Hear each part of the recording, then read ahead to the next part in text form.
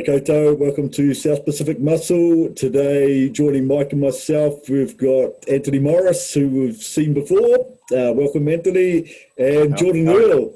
And Jordan Earl, good to see you. Today, we really haven't got any special agenda other than we wanted to talk for a few things, probably starting with some current affairs, Mike. You said don't talk about religion or politics. So I'm going straight to politics. Thoughts on the American presidential race, please, Antony Morris? A complete pack of crazy people. I think what they're doing. You got to remember, America's so big. Every state is like a different country. And I don't know if you guys heard, but Oregon legalized every single drug, including heroin, cocaine, methamphetamines. And I think that's just absolutely insane. But obviously, they're having a bad issues with trying to keep it under control and having people locked up and stuff. And it's obviously costing them more money to do that, so they just legalize everything, which I think is a pretty piss-ass way of getting out of something, but, you know, it's crazy, man. Jordan, your thoughts? Just a shit show, bro. That's all I can say. Like where do I start? Yeah, it's like, fuck. Yeah, they're all batshit crazy. Why would you want to have a 78-year-old president? You start losing your marbles at that age. I don't understand that shit. The dude's been in politics for 48 years, and he's trying to become president now, and he's going to probably win. You know? Yeah, I think Biden's terrible, but Trump's worse. So you pick the best of a bad bunch. Well, that's what they're saying. That's what they're saying. They're saying it shouldn't be. We shouldn't be choosing who's the best of the worst. Then that's what they're doing. So you look at the electoral map, and all through Middle America is all voting Trump, right? And I was over there I went to Disneyland about 3 years ago, and I went to an NBA game, and I was sitting talking to these guys in the stands. I was going, hey man, what's the deal with Trump? You know, how did that guy get in? What's going on? He goes, yeah, look, there's this part of America that we don't really like to talk about. It's called Middle America, you know, missing teeth, kind of, you know, hillbilly stuff. And they were all voting Trump. I was listening to Seth Feroci's podcast for a while, and he loves Trump because where he is, there's jobs, the economy's humming, everybody's buying things, and everything's going really well for his insulated area. And so he's going, yeah, I'm all about Trump. And I was going, I can understand why he is. You know, can't fathom it from a wider perspective, but from his personal perspective, he's loving it. The economy's humming, right? It's pretty bizarre from our perspective in New Zealand, looking across at their politics, and I'm quite impressed by the amount of time you guys put into it. I look at it and go, what a mess. Not my country, not interested. So that's my take on politics in America at the moment. So that's pretty me too. I can hear skyrockets, etc., going off. So it's Guy Faulkes, which is a weird concept. We've got this celebration about a guy who tried to blow up a parliament building. They hung him, etc. Real weird, man. I mean, if you put that into a modern day context, you know, do you have a celebration because of the 9/11 scenario? And I think it's really weird, but they were successful. The Guy Faulkes wasn't, so I guess you can have a party about that. Yeah, true that. But I think it's a weird one that we celebrate that. And my personal view is that we should have that type of celebration for something that means a little more to us as a country. There's always a question about whether, you know, you should have personal fireworks use, and, like, you know, the fireworks have got now pretty piss poor. So I'm not really. I think a fireworks display is far more enjoyable. Otherwise, you know, I'd rather make some pipe bombs at home or something that really, you know, make it bang for your buck. But your thoughts on Guy Faulkes? I'm the same, man. I think it's sort of the same with Halloween, eh? It's New Zealand has nothing to do. Halloween's an American thing again. New Zealand really has nothing to do with that Halloween stuff, but I guess it's just an excuse not an excuse, but it's good to get the little kids out, you know, go trick-or-treat, have fun and dress up and that. But the whole reason behind it, they're completely unaware of why they're doing it. But I was always really disappointed from Halloween, because you always used to hear about, you know, don't get the candy because people put drugs in it. I'm going, free fucking drugs. And I never got any. So I was like, fuck this. I'm not keen on fireworks. Like, when I was about 13, my cousin taught me how to make bombs. Like, you know, with you fucking duct tape them and bite it and all that bullshit. and I no shit nearly blew my face off with one, and I've never ever since that day touched a firework.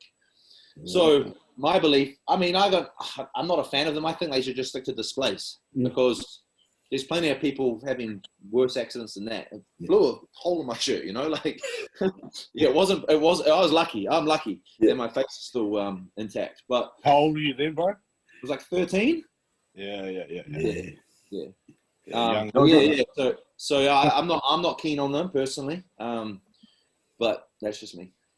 I got young kids. Mine are 10, 8, and 5, so they love them. So I usually get a couple of big boxes of fireworks, let a couple off, but you know it's getting so light at night. I don't want them staying up that late, so I usually hold them over in the middle of winter when they finish rugby season. The whole like 10-year-old rugby team over, and they all choose a firework, and we'll let them off out in the backyard in the middle of winter. You know? That's what we used to do. Then it's like 6 or 7 o'clock at night. So I like it, but not necessarily full Guy Faulkes, but I like the fireworks. Cool. Right, the next big current affair is one of us is getting married next week. How you feeling, brother? One of us getting married in a few weeks too, eh? Yeah, I am 2 weeks. 2 weeks. Whoa. Yeah. Week after. What date's yours, bro? Next Wednesday, man. The 11th. I'm on the following Friday. Whoa. That's bro. Yeah, come on, man. Nate. Come on, Nate. Get with the party, mate. Get with the party, It's Nate. 4 days tomorrow. It's going to be good, man. I can't wait. I got 2 weeks off work. So we got a rehearsal on Monday, bro. With one of my Jess's bridesmaids will be there, but the rest is just me and her with our celebrant. So Monday's a little rehearsal, and then it's all sorted, everything's sorted, and then Wednesday's all the big day, bro.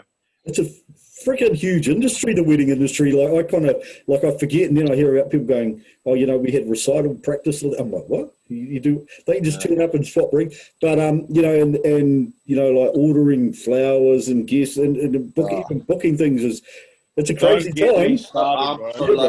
I'm so lucky. Like I was like I haven't organised very much. I've organised probably 10% because I was just prep. So now, I realize how much there is that goes into it, but luckily for me, I think we just got a pro tip. Boys just gave out a pro tip there. If you're going to get married, still show, and you won't have to do that shit. No. Hey, look, man, to both of you guys, I'm really happy for you. Couldn't happen to two nicer guys, and appreciate that, bro. Yeah, bro. Hey, listen. Could I impart a little bit of advice there? A guy, a friend of mine said leading up to the wedding, he said, "Look, the woman will stress. They'll start freaking out. Oh, this, oh, that, the flowers, oh, that." So you just go, why don't we make a list? And that just solves everything. Just make a list of stuff. Why don't we make a list? You don't have to do anything that's on that list. Just make the list, right? Bro, you say a couple of days of freaking out. I've had fucking 8 months of freaking out, bro. Oh, well. Nah, it's a big thing, man. But like Jordan said, I didn't even, you know, weddings are so like the beautiful day, but like it's more of like a, you know, it's for both of us, but all the little like iffy stuff and flowers, like I don't care what flowers I have, like just choose what you want and put it on me and I'll be satisfied, you know, like us guys as males, it's more of like a female thing, you know, half of it anyway. Yeah, I mean, you know, it doesn't make it any less special of a day, but you know, I think a lot of girls have that idea of, you know, like one day I'm going to be the bride, and that, you know, and that's exactly, yeah. You know what something funny? What's that? Look, Carter didn't want to have a wedding. I'm the one that wanted to have the wedding. I was like, we're going to have a wedding because I'm not like in 20 years' time we will regret not having a wedding. So she's like, you're the one that wants this wedding, but I've organised everything. And I don't really have a comeback. I'm just kind of like, yeah. You just go along with it, eh, bro? Just agree. Yeah, that looks good. Yeah, sweet. Get that. Right. We better go to back to a topic that's not going to get us in any trouble. So back to bodybuilding. Your bodybuilding idol when you were coming up, you know, as an early bodybuilder, and why? Mine? Yep. To be honest, it's always been Yates, but I think just because of the probably similarities that me and him sort of have. Like, people have always said that I sort of even look like Dorian Yates. And, I mean, just from his background, where he came from, like, he was in England, never really went overseas. And, like, in the off-season, he would just be go and hide away and train. And obviously you can't do that now because you couldn't make money doing that shit now. There's no more weighted contracts. But, yeah, just the way he grinded, man, and just showed up and just smoked everyone. But also from how he started, I guess, like, just a guy from England with nothing, and then he ended up being 6-time Mr. Olympia. So, yeah, I would say Dorian, man. Always has been. It's hard to go past that. It's hard to go past if you're a work ethic guy and you fucking admire that. It's hard to find someone that, you know, he's the go-to guy when you talk work ethic. You know, you go, oh, yeah, definitely. You know? But he didn't have any gifts, bro. The guys with gifts are the ones that don't have it upstairs, and the guys without the gifts are the ones that have it upstairs and bust their fucking ass and go far with it, you know? End up beating the guys with gifts because they half-ass it. Yeah, you know? Well, you know, all the talent in the world without hard graft. It's just that guy that could have been. Anyway, Jordan, on to you. For me, it's always been Jay Cutler, man. Like, before I got into bodybuilding, I seen a nutritionist for just because I wanted to look good. And I was playing football, and she gave me the Rip to Shreds Jay Cutler DVD, and I watched it, and I was just like, whoa. And I was just obsessed with him. Like, not just because of his body. He doesn't have my favorite physique. I love his physique, but he just does everything. Like the business side, the way he interacts with people. He seems like a genuine guy. My groomsman got in touch with him. He made me a video congratulating me on my engagement. Saw that, yeah. This guy is just the man. And like, how many times did he lose? But he just kept coming back until he won. And then he won, lost again. He's just, I would love to meet him. When I went to Vegas, I went to his gym like 3 times, hoping I'd see him. And every time I'd walk in, I'd get like anxiety, and I'd almost like not want to see him. I don't know if I'd be able to cope. I would be stressing out. I never saw him, unfortunately, but one day I'll meet him. Yeah, man. Oh, that was cool.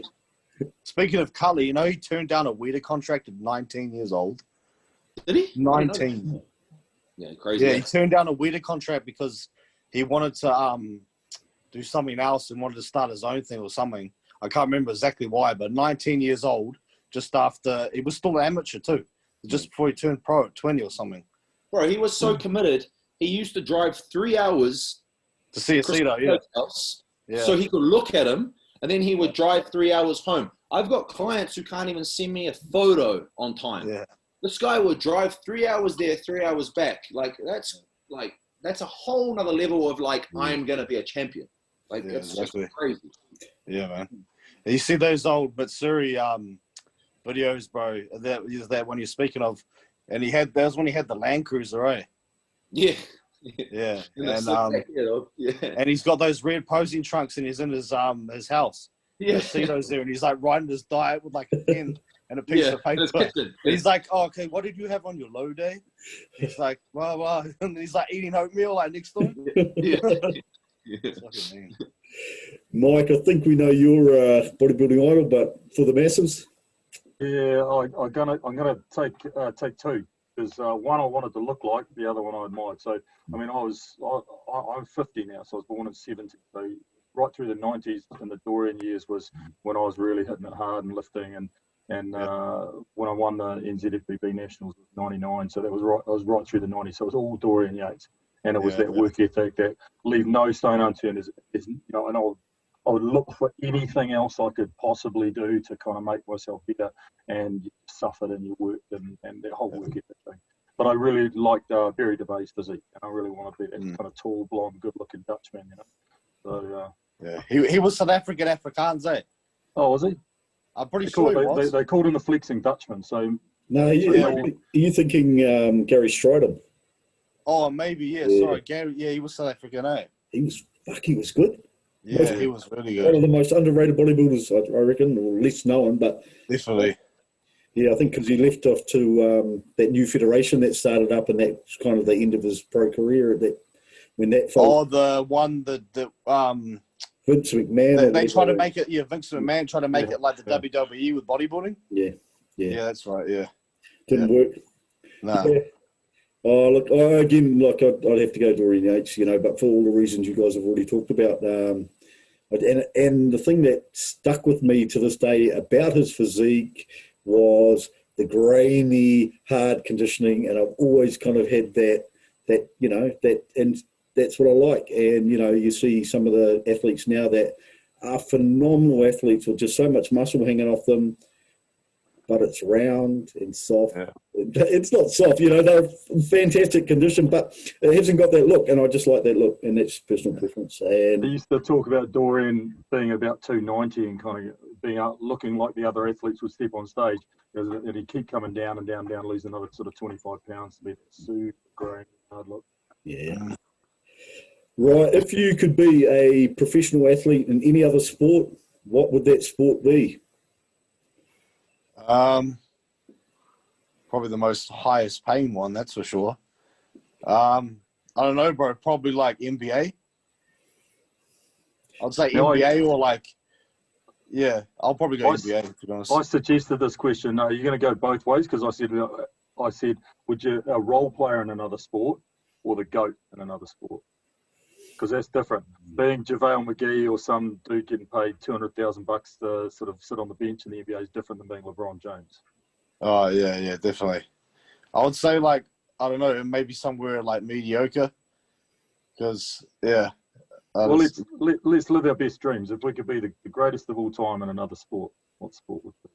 Well, I would pick bodybuilding. No chance would I be picking bodybuilding. Football, easy, no questions. That's what was always my goal before I got into bodybuilding. Then I got obsessed. But I mean, yeah, that's what I would be picking. Cristiano Ronaldo, man. Ronaldo, yeah. I'll be him any day of the week over Brandon Curry. How long have you been into soccer for, bro? My whole life, man. Since as long as I. Because you're from England, eh? I'm born here, but my family's from the UK. Yeah. Oh, yeah. You've got to say that the English football supporters, actually European football supporters, are fanatical at another level. And, you imagine having that many fanatical bodybuilding fans, what it would be like. Crazy. But I feel like that, man. Like, bodybuilding's getting popular. It's getting really popular. Yeah. Yeah. It's very different to when, like when I started and, you go back. I mean, it's only been around, really. The sport itself's only really been around properly for probably 50 years, maybe. Wouldn't be much. Not much, As when did Joe Weider start the IFBB? Wasn't it like 1957 or something? I think it was the 50s, late 50s. Yeah. Mike Kingsnorth will know. Yeah. It came out of really one of the weightlifting kind of clubs, and they were featuring, these athletes, and they had like weightlifting magazines and things, and then they had some guys that were showing their physiques, and it kind of came out of that. But it'd be interesting to have a bit of a read over that. I haven't done it for a long time. I think it explains a bit of it in one of those Olympia documentaries, one with Boyako, when he's explaining how they come up with the name, etc. Yeah. Oh, yeah, I remember that, yeah. Anyway, I'd go skateboarding, man, every day. That'd be me, man. Tony Hawk, I'd be fucking 60 kilos soaking wet. And I would fucking love it. Favourite sport always has been. Yeah. Well, that was like me growing up, bro. I was into BMX for years and skateboarding. Like, I remember watching live on ESPN the 99 X Games, and Tony Hawk did the first 900 live. Cool. I remember that. It was crazy. Everyone went nuts. But, I was into that for so long, man, when I was a kid growing up. And I rode bikes. That's where my work ethic and determination sort of come from, too, with what I put into bodybuilding. I'll be out on the driveway trying to learn a trick for 2 hours, and then I'd end up throwing my bike at the ground because I got mad and I couldn't do it. I wouldn't go inside until I landed it, shit like that. Same with me, and for me, because I was always playing team sports, and I'd always be the ultra, I would be nearly in tears when we'd lose, and the one it was frustrate me And then one of the things I loved about bodybuilding was like, it was on me now. Like I wasn't relying on another 10 people. It was like, I can do the work or I can not do the work. And the outcome, I may not be able to control it, but it's up to me. You know, that's why it was a really big thing for me when I got into it. It was like, it's on me. And I like that. You better not ever do couples, and you feel let down by your partner. Yeah, I haven't done that. You'll have to ask my wife how that feels. Hey, if you were limited to 5 exercises, This question. what would they be? 5 exercises for the rest of your life, what would they be? For For me, the entire. Okay, you go, bro. I'd go squat. I'd go a low incline barbell. I'd go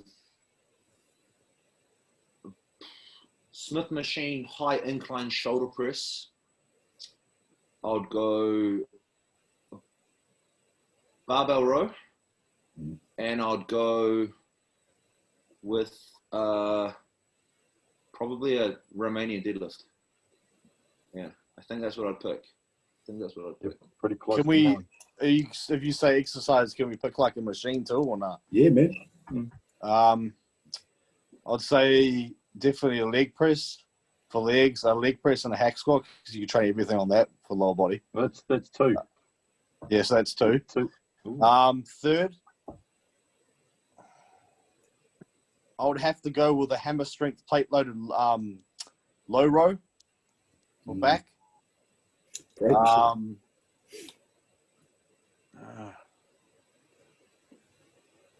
don't know, probably 4th would be a flat bench and heavy dumbbell set because you can train everything upper body with that too, with chest pretty much. You can't do that. And then last one. See, I'm not really big. Like I'm big with barbells for back, but not for upper body, man. So I'll probably go with the Smith machine.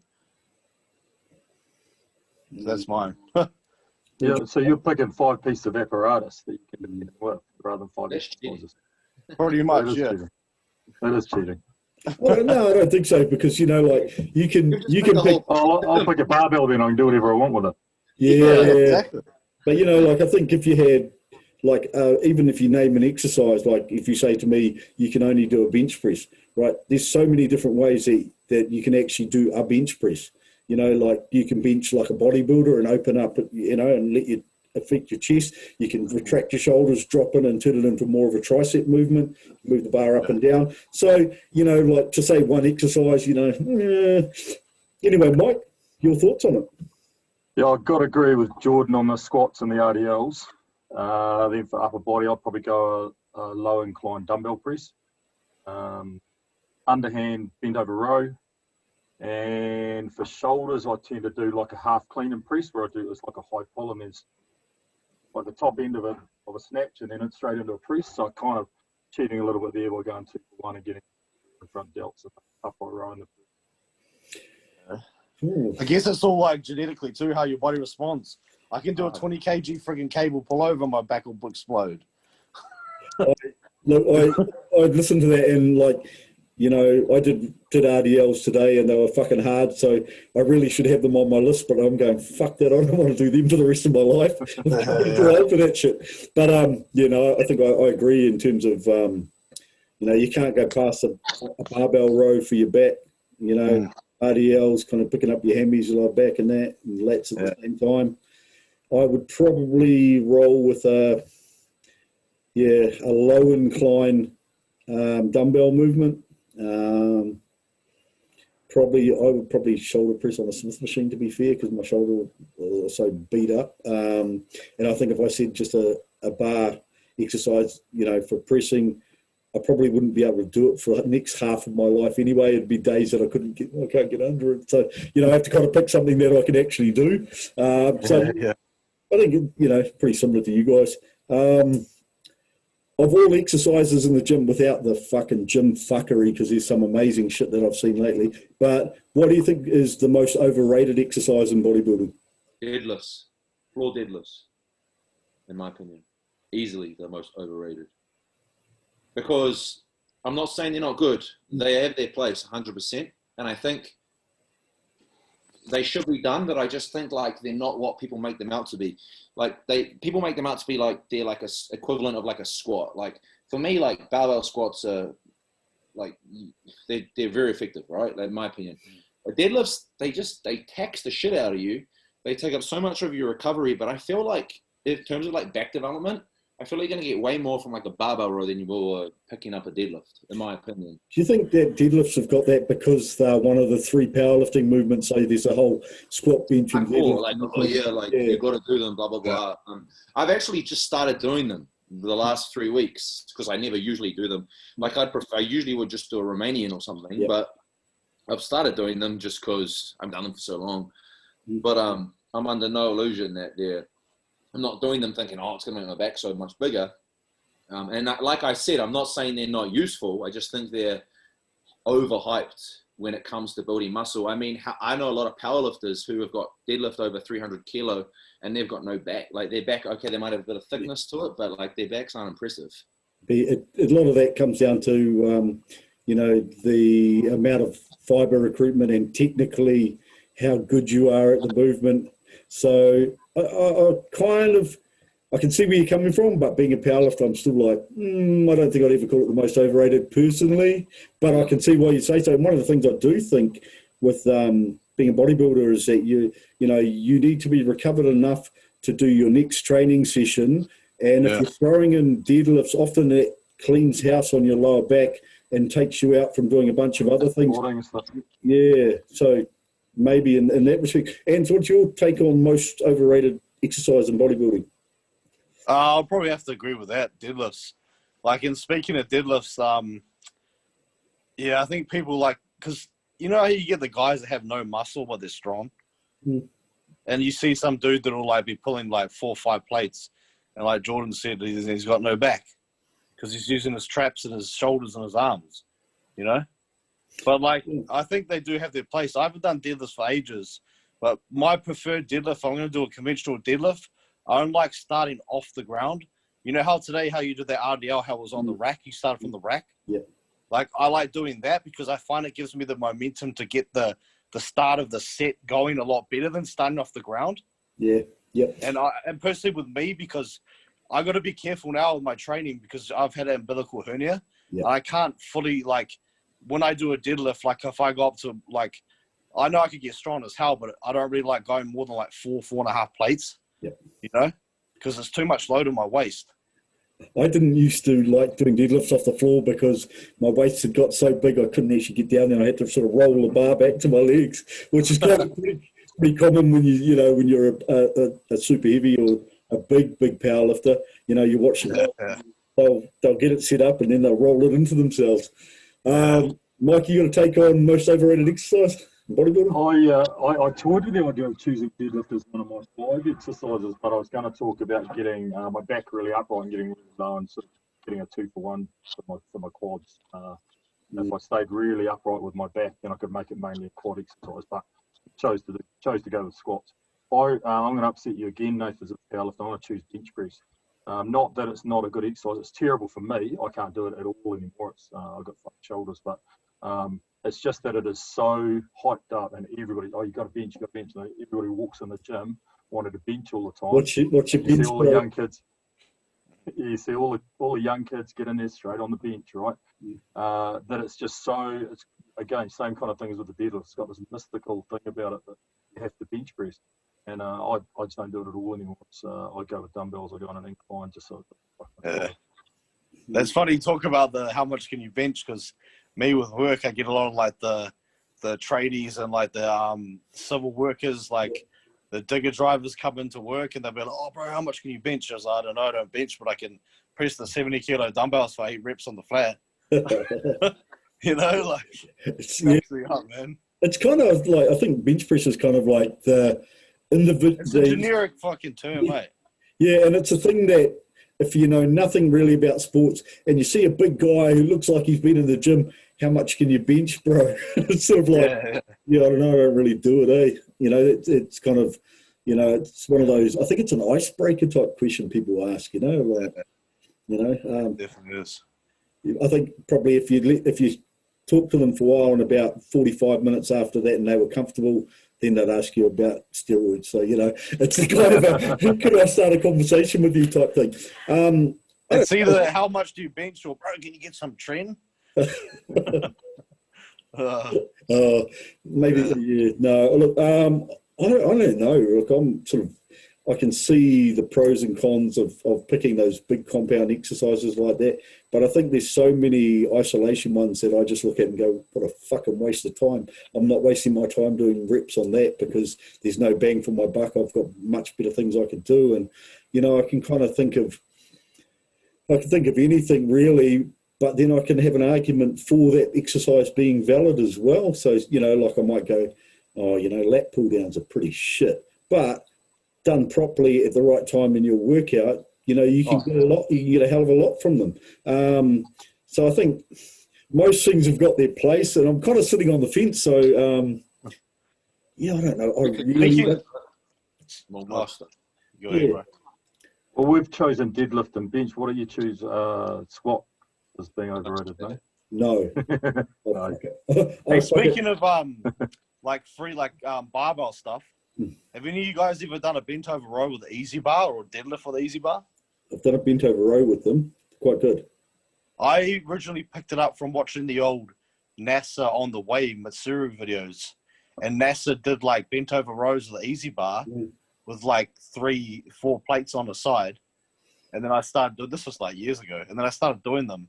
I find they're a lot better, and because they've got easy bars, got that arch, it almost fits perfectly into your waist when you get the contraction. Like when you row with a barbell, how it's just a flat bar. Yeah. But when you do a bent over row with an easy bar, I find because it's just the way your hands are situated, like neutral grip, and it comes up to your waist like perfectly, and I can get a better contraction on my lower lats. Yeah, I think sometimes, like you can take exercises like that and just go, I'm going to try it with an easy bar. And often, I don't know, it just changes the dynamic of that lift just subtly, and you can get a better contraction out of it with some exercises. I definitely like arm stuff with an easy bar, like curls and skull crushers and stuff. I think it's way better. It takes the wrists out of it for me anyway. Yeah. I hate straight bar shit when it comes to arms, to be honest. I'm not a fan of this. It's a dumbbell. It gives me wrist pain, bro. I get wrist pain when it's flat. Flat bar. It's crazy. Whoever invented the easy bar is a fucking saint and should be celebrated. And I have no idea. I don't know where easy bar. They've been around. Fuck, ever since I can remember. So but they're kind of a standard thing now, But you can certainly change your movements. I mean, even like if you're doing a close grip bench press and you're keeping your elbows down, sometimes that's quite hard through your shoulders and wrists on a flat bar. And then you put it on an easy bar and just kind of like it's a lot more comfortable. But it's amazing just that tiny little change, eh? Most underrated exercise then? For me, the most underrated would when I'm saying these things, I'm not saying that people don't rate them. I'm saying as a majority, I think it gets a lot of negative attention. But basically anything on a fucking Smith machine. I think the Smith machine is so underrated, especially when it comes to pressing. Like for me, I've always had a weak chest. It wasn't until I started doing. Hey? Sorry, bro. Jess's mum just came back. Just give me 2 minutes, guys. It wasn't until I started pressing on a Smith machine that things started happening because, you can drive through the muscle better. You're straight into the set. I think the Smith machine is hugely underrated for me anyway. Mike, what do you reckon? Underrated. It's got to be something that people don't rate, right? Well, I know people hide from squats. A lot of people hide from squats. So, but you can't say that's underrated because people rate it really highly, right? Look, anything, any plate-loaded hammer strength stuff.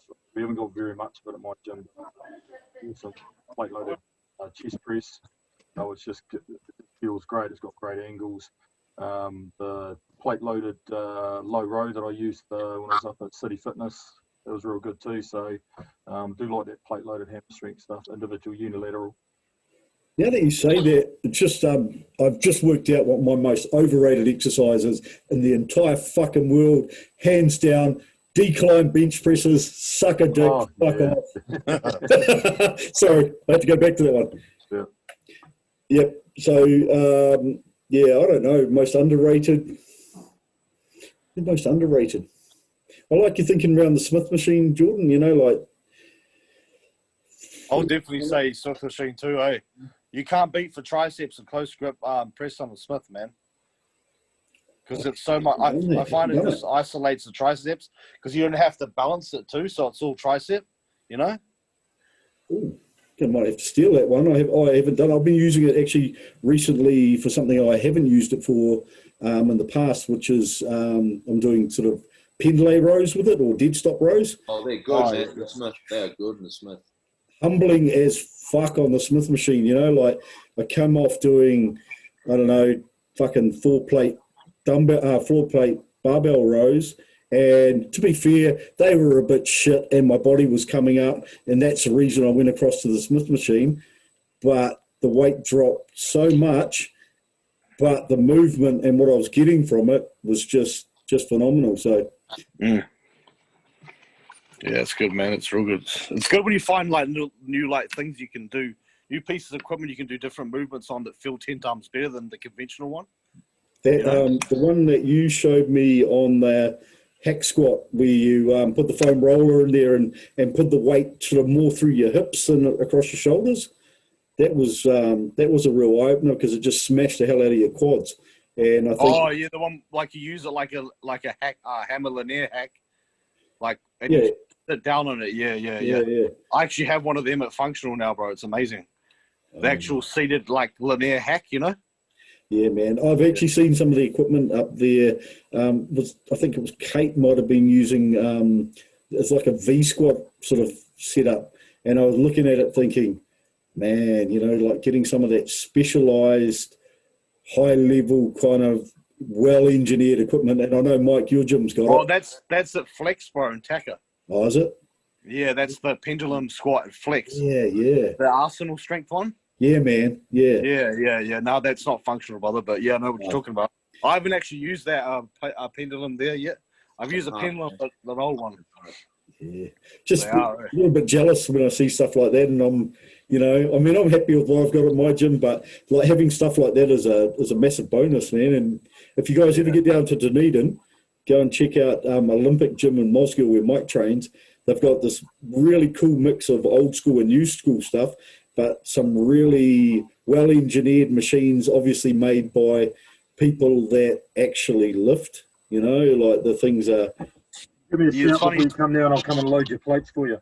Yo, Mike, you live in Mosgiel, eh, bro? I live in Dunedin, I teach in Mosgiel. Oh, okay, because Jess's mum and stepdad, bro, live in Mosgiel, like 2 minutes from Olympic Gym. I'll be down there in April, bro, so we'll tee up a session. Yeah, nice. Yeah, so we'll go over a session, easy. Do I have to lift as well? I'll just load your plates for you. I'll find someone strong for you to train with. You'll be all right, bro. But now we'll tee a session up. Hey, man, look, I want to cover off one thing before we go, because like it's a really important thing, and I think it's a really cool lesson that, you know, most of us learn the hard way. And I know that, you know, particularly, you know, Jordan and Ant, no one in New Zealand wanted to win a show more and put as much into it as what you guys did. Mike, you know, you kind of said you were coming in at 80% and you were happy with doing that. But, you know, we've all been in that situation where we've given it everything we have, and the outcome is what the outcome is. And it's really interesting to see how people deal with that, because a lot of people go, fuck this, I'm changing federations, or the judges got it wrong, I got screwed over, or whatever it is. And look, I've kind of gone both ways. You know, like the first time I went to a show, I was convinced I was going to win it. I'd seen these shows in North Island, came sixth in a show in the South Island, and I took it really well. I trained for fucking 3 years non-stop without missing the workout or anything like that, and did really well on my next show.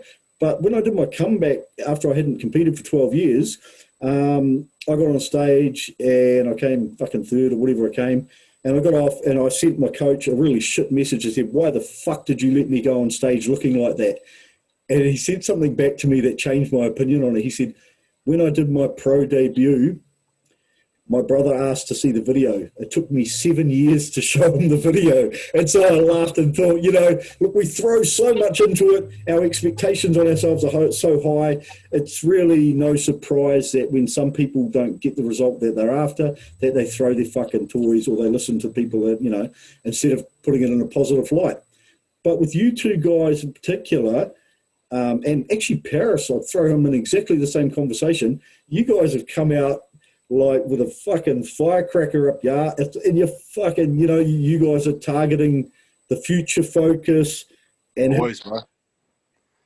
Tell me about what your initial feeling was when you didn't get the overall class win, and then how you processed it, and where your thoughts are now going forward.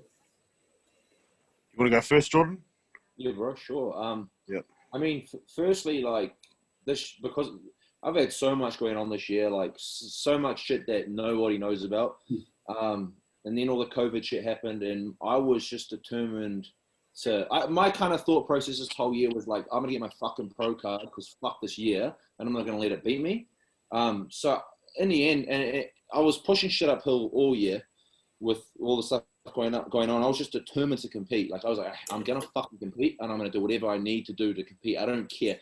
I'm not even gonna say what I did for my diet and all that bullshit because people will fucking yeah. But it was fucked up.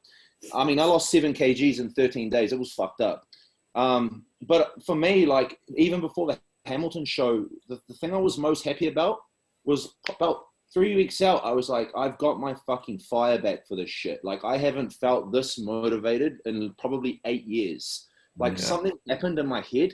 And I was like, you know, even if this doesn't go well, I'm fucking going to improve so much.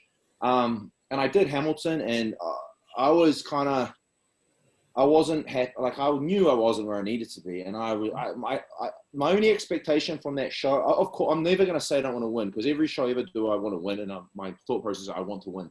But all I wanted from that show was to know that I had a chance at winning nationals. Because who gives a fuck about regionals, really? Like, yeah, we want to win, but it doesn't mean shit. And I did it, and I did it, and I was like, fuck, you know what? Like, as soon as I got off stage, I was like, I know what I need to do to have a chance, and I did it. Did what the best I possibly could, and then I lost the nationals. And I lost fair and square. Like, I'm under no illusion. Don't think I should have won or anything like that. Like, he looked fucking awesome. Was it close? Sure, it was close, but he was better. And even before the show, I was saying to the people close to me, like, you know, I'll be upset if I lose because of what I've gone through, and especially in these last 13 days. But I'm just happy to enjoy this, and I'm so excited for what's to come after it. Whether I win or lose, I can't wait to just, you know what I mean. And for me, like, I just need to keep that up. But I feel I'm positive. Like after the show, I was happy. Let's go eat, guys. Like, cool, it's done now. It's over. To be honest, I was a bit over it by the end. I just wanted it to be done with. But I'll say now that Nationals was the best show I've ever been a part of out of every show I've ever done. In terms of how it was run, in terms of how everyone was backstage, just everything as a whole. It's probably the first show I've ever done that's actually run on time perfectly. Yep. Everything was on perfectly. It was like perfect. Like I can't even describe how perfect it was. So it was a really cool show to do. And the judging was fair. Like the judging was good. Like the judging was fair across every class. No one can say, anyone who says they should have won.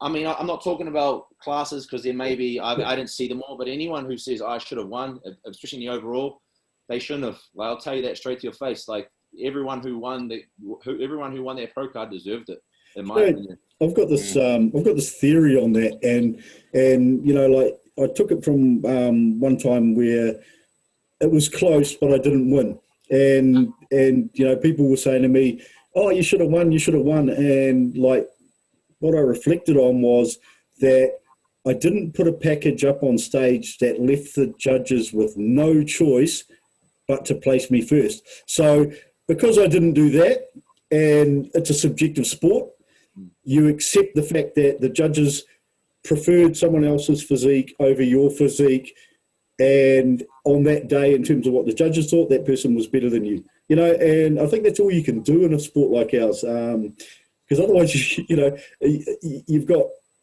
guys that are doing their absolute best to score people on a set of criteria, and they usually do a fucking good job, because if you sit from the outside and take all the emotion out of it, you can go, I can see why they've made all those decisions. And it's very rare to go to a show where you go, well, how the fuck did they make that decision? So, you know, I think there's a lot of the personal stuff that goes on. You need to remove yourself from yourself and look at it logically, and look at it and like be like, how can I actually get better? Why did I lose? And how can I get better? Rather than be like, oh, right, he's shit, he's that. Like, if you can't do that, you shouldn't be a bodybuilder, because at the end of the day, we're judged on how we look. And I don't know how, like, you know, you'll tell someone, oh, bro, you know, like, if they'll ask you for advice, you'll be like, well, you know, you need to get leaner. You're not lean enough. You're probably not doing enough cardio.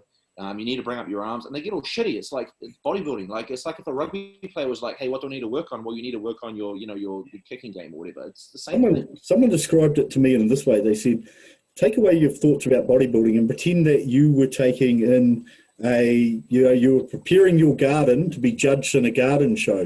Now, if the judges said to you that you needed to do this or that to your garden, or your garden wasn't quite the style that they were looking for and you placed second, you wouldn't think they were telling you you're a shit person. But when you tell someone bodybuilding, oh, well, you know, the guy had better delts than you and he was tighter through the midsection, they kind of, because it's so tied into yourself and your being, because it's your body that you've worked on for so long, very personal. And it's hard to sort of step out and go, let's try and be objective about this. Ants, coming over to you, and how was your experience going? Yeah, well, you guys know I busted my ass for 20 weeks. I brought the best, leanest, hardest, driest package I've ever brought. I started my off-season small with Phil. We grew into the show. I was 4 kilos heavier and better condition than 2019 Nationals. I left absolutely no stone unturned from getting up at friggin' 2 a.m. every morning, doing cardio for an hour, fasted, then abs, calves, everything. I trained my ass off, you know. But it's the same thing, you know, like bodybuilding is, like you say, it's such a subjective sport. Yeah, I was a bit gutted initially, but then I brushed it off and I thought, you know, this is what I love to train, bro. I love being in the gym. And like Jordan was saying, how people get angry when they say you need to bring up a body part or do this, or you got shit arms, or you need more hamstring hang, or you need more quad sweep, whatever. What's the most satisfying thing about being a bodybuilder? When you see a muscle group improve and grow. And where does that happen? In the fucking gym, in the off season. Losing a show is another 10 times like for you to get better, you know? And that's what I'm going to do now. Next time I step on stage, they won't be able to deny me, you know. My package I bring, next time I plan to be 104, 105 kilos on stage peeled next time I compete, and that'll be undeniable, bro. Damn. So, yeah. Awesome, man. Hey, thanks very much, guys, for sharing your time and the serious stuff and the not so serious stuff. And I will catch up with you next week, Ants, and I'll try and help you while I'm up there, Jordan. So be cool to see you guys again. But all the very best for your big day to both of you guys. Really fucking proud of you fellas. Yeah. And thank you for your time again. And people, we will see you on the flip side. Yeah, thanks, guys. Cheers, boys. Thank you guys. Have a good one.